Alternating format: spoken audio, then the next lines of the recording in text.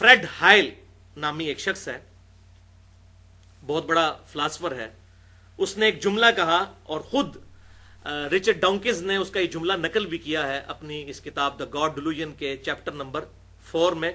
और chapter number 4 में उसने मेन बाब ही यही बांधा है, द अल्टीमेट बोइंग 747। तो वो कहता है जो तुम कह रहे हो बोइंग 747 खुद ब खुद बन गए, तो सबसे बड़ा बोइंग 747 तो खुद गॉड है, वो कैसे खुद ब खुद बन गया फिर? तो वो बात मैं इंशाल्लाह डिस्कस करता हूं, ये आखिरी वसवसा था उसका।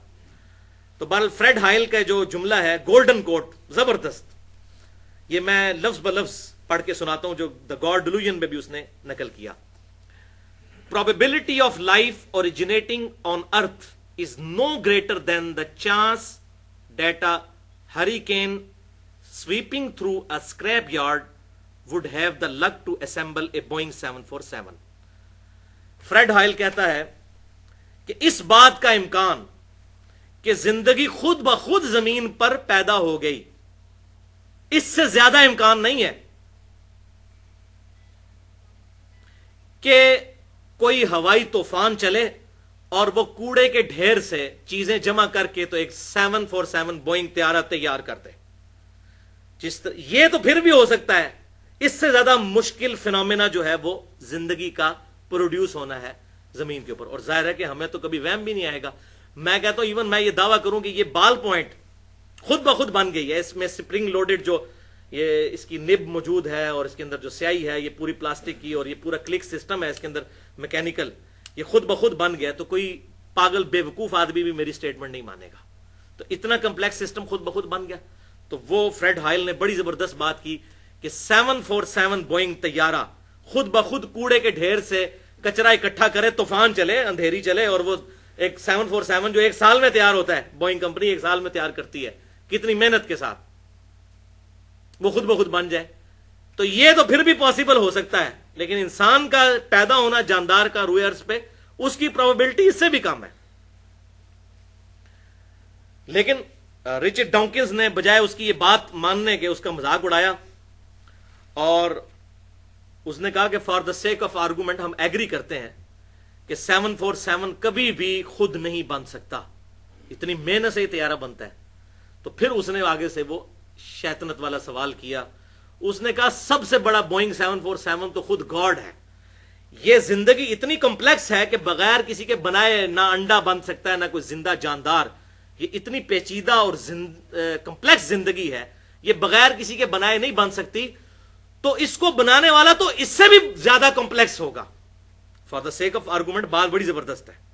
इसको बनाने वाला तो इससे भी ज्यादा कॉम्प्लेक्स होगा।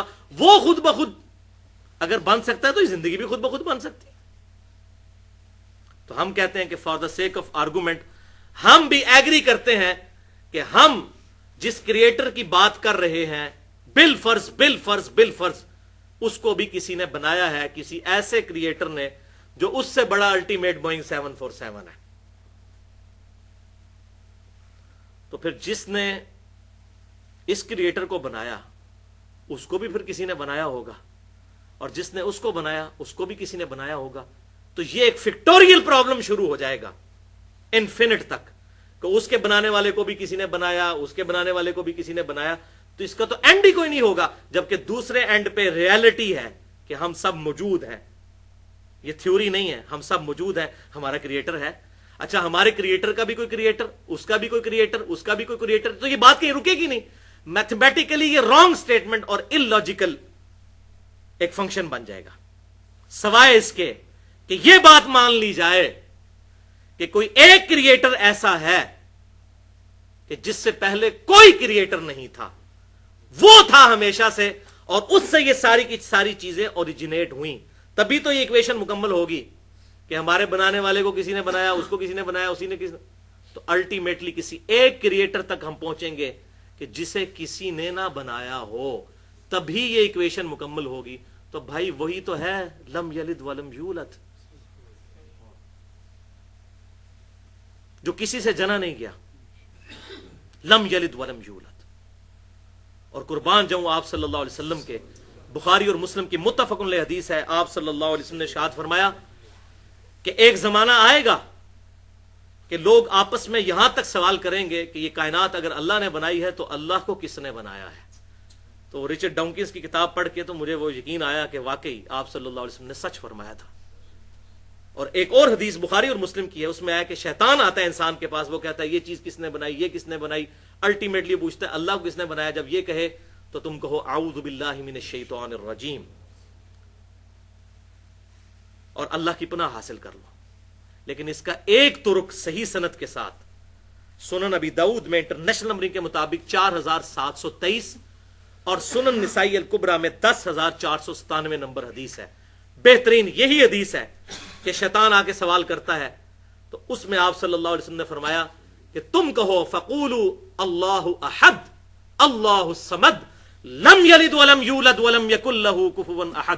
تم کہو کہ اس نے بنایا ہے مجھے جو اکیلا ہے، اس کا کوئی ثانی نہیں ہے، بے نیاز ہے، نہ اس نے کسی کو جنا نہ وہ خود کسی سے جنا گیا، اور اس کی برابری کا اس کی ٹکر کا کوئی نہیں ہے.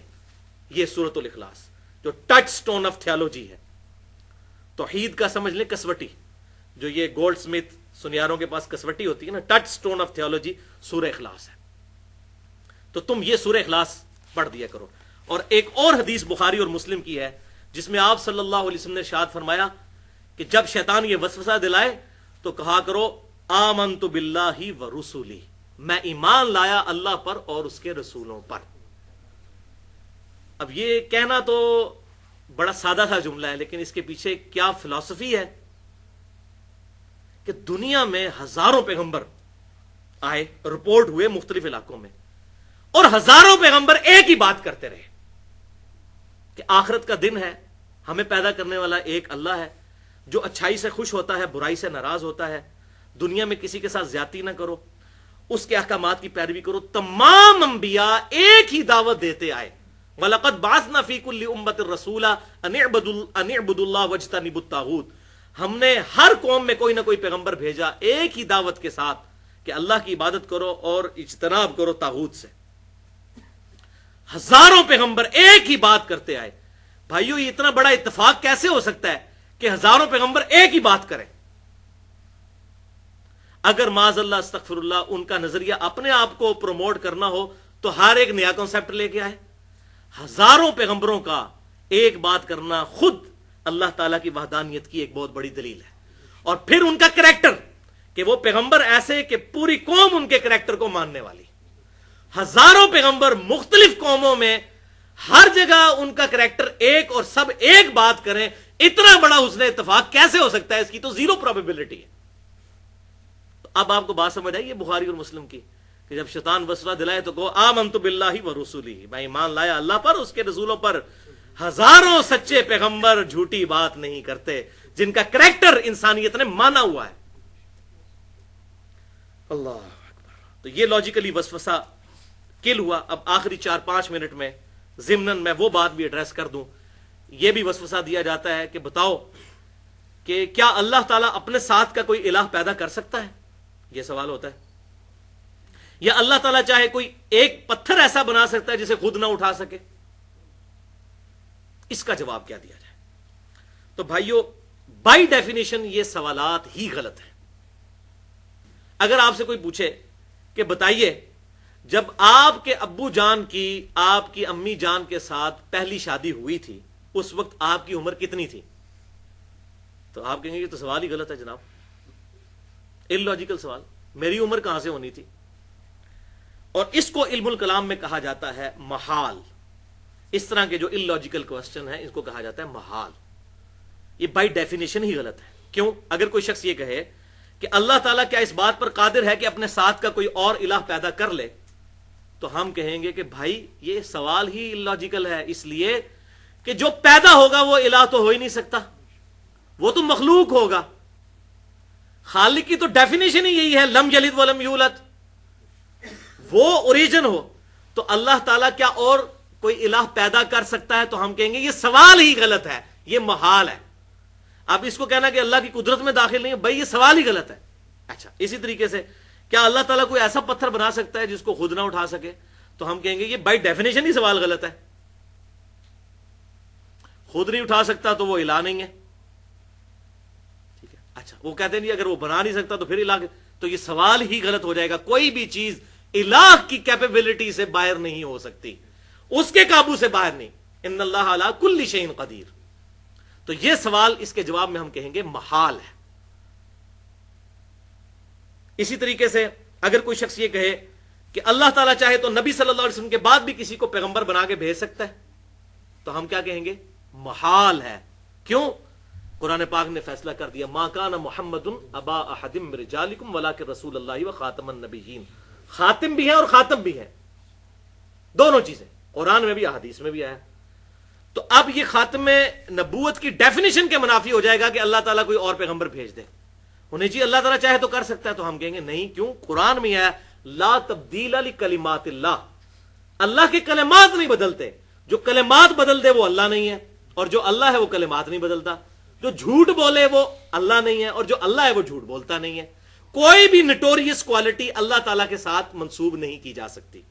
کیا اللہ تعالیٰ جھوٹ بولنے پر قادر ہے؟ ہم کہیں گے کہ یہ سوال ہی غلط ہے. ٹھیک ہے. اسی طریقے سے کیا اللہ تعالیٰ چاہے تو موسیٰ علیہ السلام کو دوزخ میں اور فرعون کو جنت میں بھیج دے؟ تو ہم کہیں گے محال ہے. تو یہ ہوگی محال کی ٹرم. اور دوسری ٹرم ہے مقدور. اس کے اپوزٹ مقدور ہے جو اللہ تبارک و تعالیٰ کی قدرت میں چیزیں داخل ہیں چاہے اس نے نہ کی ہوں. مثلا اگر کوئی شخص کہے کیا اللہ تعالیٰ ایسی سیڑھی بنا سکتا ہے جس سے ہم آسمان پہ چڑھ جائیں؟ تو ہم کہیں گے ہاں بنا سکتا ہے، اگرچہ اس نے بنائی نہیں ہے، لیکن اللہ تعالیٰ اس بات پر قادر ہے. اللہ تعالیٰ چاہے تو آگ کو ٹھنڈا کر سکتا ہے، بالکل کر سکتا ہے. عموماً نہیں ہوتی، لیکن جب چاہے کر سکتا ہے. ابراہیم علیہ السلام کے لیے کی. تو فزیکل فینومینا آف نیچر جتنے ہیں وہ اللہ تعالیٰ کی مخلوقات ہیں. جب چاہے اللہ تعالیٰ ان کو توڑ سکتا ہے جس وقت چاہے.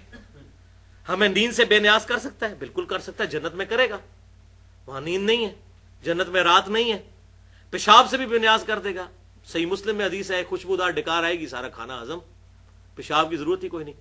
تو یہ سارے فزیکل فینومینا آف نیچر اللہ تعالیٰ ان فینومیناز کا پابند نہیں ہے. اللہ تعالیٰ جب چاہے ان کو توڑ سکتا ہے. یہ تمام چیزیں مقدور ہیں. تو محال اور مقدور کا فرق سمجھ آ گیا. میرے خیال ہے اتنا ہی کافی ہے.